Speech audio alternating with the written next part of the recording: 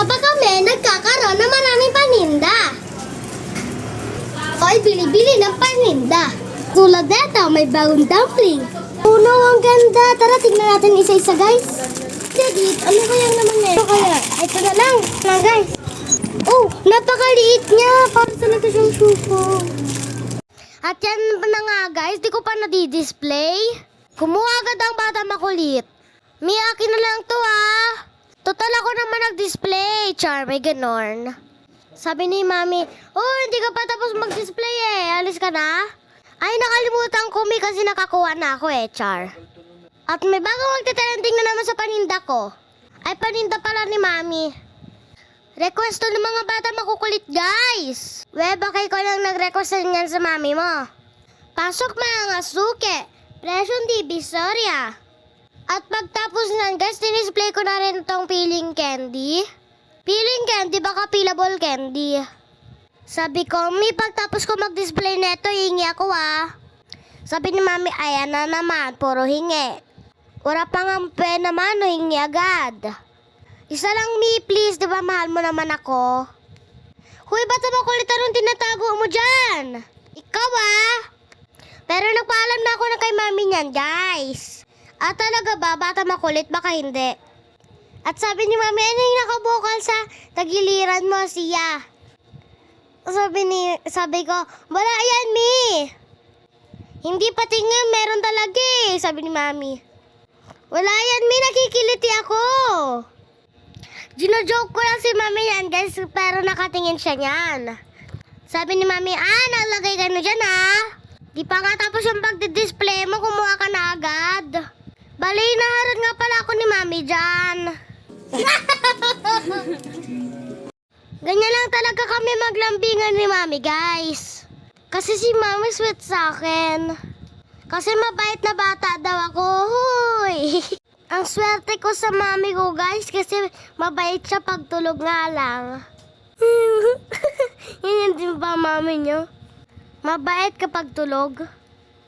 Sabi ni Mami, mabait din daw naman ako pagtulog din. So ito na nga pala yung nakuha ko kay Mami. Binigay niya yan, hindi ko kinuha. Bali, naubos na kasi yung peelable candy, guys. Isang araw ko pa lang na-display, naubos na agad ng mga suki ko.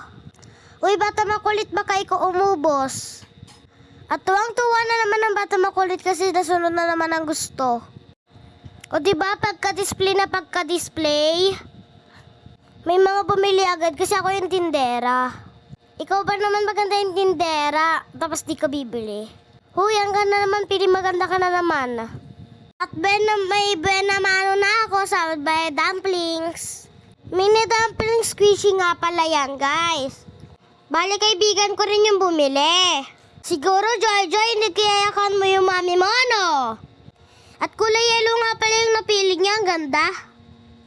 At maya lang, may biglang bumili agad ang dumplings. O diba, trending na naman tong mini dumplings sa tindahan. Kaya na nga pala, guys, sunod na sila bumibili, isa lang. Mahina ang kalaban, char. At dahil nga trending na tong squishy, malapit na siyang maubos.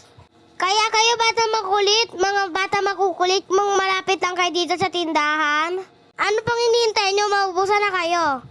Iyakan nyo na yung mga mami nyo. At tuwang-tuwa nga yung mga kalaro ko, guys. Oh, ayan din si Suki. Humabol pa siya. Bumili din siya ng mini dumplings.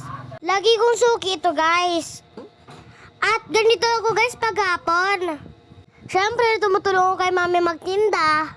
Kung gusto ko kaya magtinda dito, guys. Paano pagtapos magtinda, hihingi? At may batang masaya na naman uuwi. At nakalahat ka na naman, bata makulit. At kinagabihan nga, guys. Nag-chat si teacher, wala daw kaming pasok. Para maganda sa papasok na bagyo. At yan, guys, may mahabol pang bumili.